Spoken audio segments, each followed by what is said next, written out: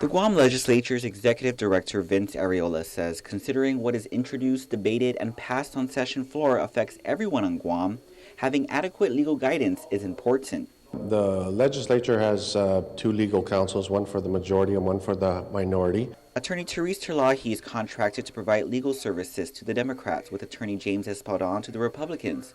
Both work full-time and each are contracted $120,000 a year. It appears, however, that isn't enough. All senators have their individual budgets, and within their budgets, there's funding there for legal counsel. So that's the prerogative of each individual senator, and of course, senators who have standing committees. Areola says it's not for a lack of confidence in the current legal counsel, but simply a preference by certain senators. Senator Brant McCready says it's simply to provide that added assistance.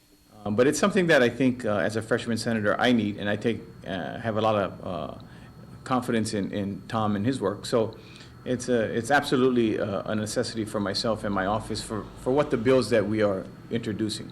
And if you look at some of the bills that we've introduced and passed, they all passed unanimously and with very little amendments. McCready has contracted attorney Thomas Fisher for legal consultation and advice concerning legislation, including drafting. Fisher, we should add, was formerly the minority's legal counsel years back. McCready says he budgeted $10,000 last fiscal year, but only spent $7,000. For this fiscal year, his office set its cap at $20,000, but hopes again to spend only half of that. And while McCready is the sole Republican, he isn't the only senator seeking outside legal counsel. Senator Tina Munoz Barnes has contracted attorney Julian Uggan for $45,000 for legal consultation for her committee. Having been in the legislature since 2002 and having worked with the majority, it was very important. There are 9 committees, and in my committee alone, there is all these different organizations and all these committees that we chair, and to have just one legal counsel is not enough. Uggan had previously worked with the legislative secretary before, and according to Barnes, has helped in moving forward legislation that affects our #1 economic driver, tourism, along with complicated housing issues and matters dealing with the mayors. Uggan, we should add, is also contracted with Speaker Judy Wampat for her committee budgeted for $15,000.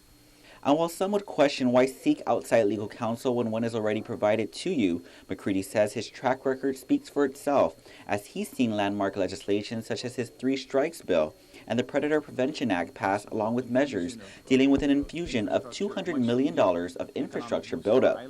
I think, you look at it, 7,000 to 200 million. And so when you ask me as a freshman senator, why do I need legal counsel? It's for those reasons. And while having legal counsel does not necessarily prevent debate on session floor over certain bills, both senators say it not only saves time in regards to legal questions raised, but saves negative impacts to the community who ultimately have to live with certain measures enacted into law. The savings that it has provided to the committee has been a very big plus for the community. We should add Majority Leader Senator Roy Respicio also seeks outside legal services from Mary Louise Wheeler at $14,400 for this current fiscal year.